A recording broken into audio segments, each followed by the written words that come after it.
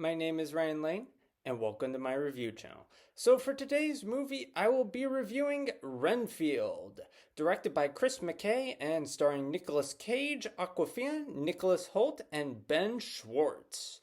Anyway, Renfield tells the story of, well, appropriately enough, Renfield, a lawyer turned familiar, the film explains what that phrase means in greater detail, who has traveled the world with Dracula, played by Nicolas Cage, as he attends to his needs. And by needs, I mean sucking people dry of their blood and killing them in a gruesome manner. Anyway, after 100 years, Renfield seems to have gotten tired of this.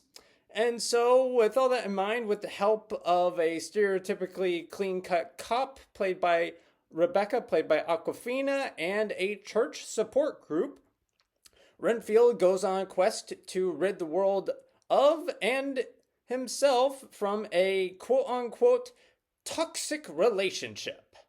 So, if I had to use one word to describe this movie, it would be uneven. Everything from the pacing to the action scenes to the performances varies so widely in quality. On the upside performances, there's Nick freaking Cage himself, baby. I mean, he manages to evoke past performances from the original 1931 film Bela Lugosi, and while also simultaneously managing to make the role his own in the best way possible. It's really good. He has such a wide range of emotions, and the fact that he manages to deliver his performance through some very well designed prosthetics, mind you, is a miracle in and of itself.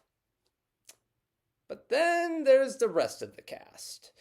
On the downside performances, there's actors like Awkwafina and Ben Schwartz.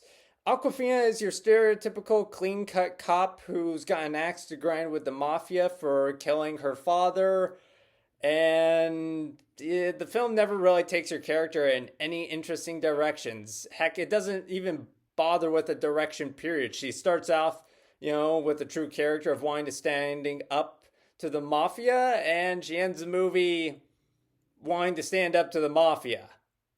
So she barely has any interesting arc at all.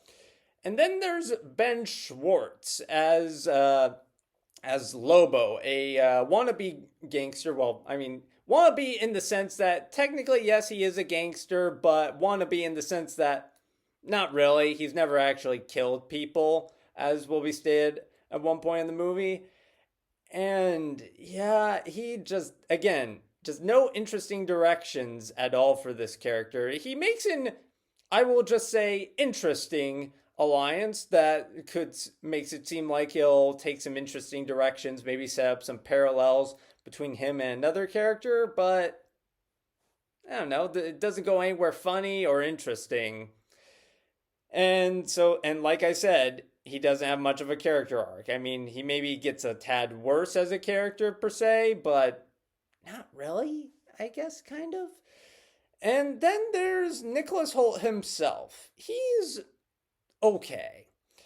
He's clearly being outgunned by Nicolas Cage whenever he shares scenes with him. But that being said, seeing Hoult portray a character that's so desperately trying to rid the world of Dracula and trying to rid himself of the self-loathing he feels for having, sent innocent people to their deaths at the hand of Dracula is mildly compelling. So he's, again, like I said, he's okay, and seeing his transformation is interesting enough, or at the very least more interesting than Awkwafina and Ben Schwartz's characters at the very least. So the screenplay is arguably the weakest part of the film. The pacing is wildly uneven, with the pacing oscillating so much between too fast and too slow that at one point in the film it seems like, things are really ramping up, that they'll come to an end. But in all actuality, the film still has like 20 minutes to go. I was like, wow. And I thought we were going to get to the climax real soon, but nope.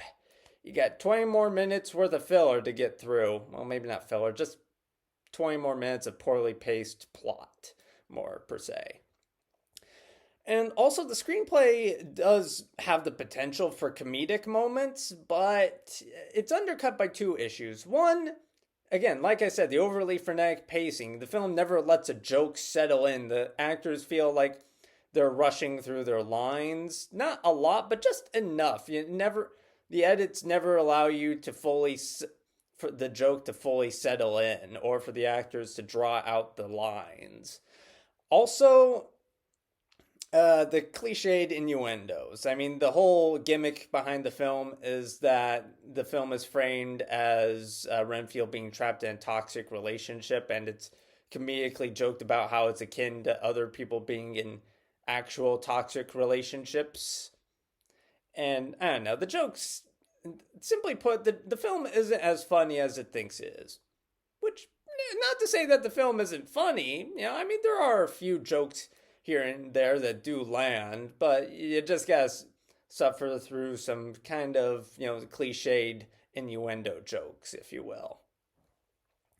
Also, the film fails to explore the characters in depth and instead resorts to using lazy expositionary dialogue to convey backstory and character motivation. So that's not, again, doesn't make for compelling storytelling.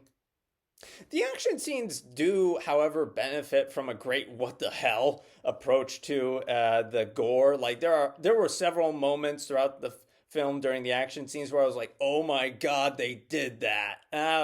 It's and the practical effects are really good, and the CGI, well, noticeable. It's still creative and so darkly comedic that I was laughing my ass off during one scene in particular at an apartment complex. So yeah, I mean, points there, but also points back because, again, like I said, the overly frenetic pacing also applies to the action scenes as well. The camera is a bit too shaky, and there are several too many edits in any given action scene. It's more, and so it just makes the action feel choppy and just feel disjointed at times. So yeah, like I said, uneven action scenes rule the day, unfortunately. The production value also, at its best, leans into the gothic atmosphere of Dracula movies and does really good stuff, like just Dracula's lair alone is bathed in gothic reds and greens, and Dracula himself, whenever he gets close-ups, the lighting, is evocative of, the black and white classic Dracula movies. So really great stuff there. But and also even like there's a gym setting where it's all dingy. It's good stuff, but then all the other sets are just kind of sterile and boring. I mean, I can kind of see what the filmmakers were going for. They wanted to create a bit of contrast, but I don't know. To me, the regular sets, if you will, just felt a bit too sterile and lacking in personality, if you will. Overall, despite having a fun performance by Nicolas Cage as the Dark Lord himself, this film just has way too many weaknesses for me to wholeheartedly recommend. So, with all that in mind, I will be giving Renfield 2.5 out of 5 stars. Anyway, thank you for watching. Have a good rest of your day. If you like this review and would like to see more like it, be sure to like and subscribe and leave a comment down below. And for today's comment section prompt of the day, what is your favorite Nicolas Cage performance and why?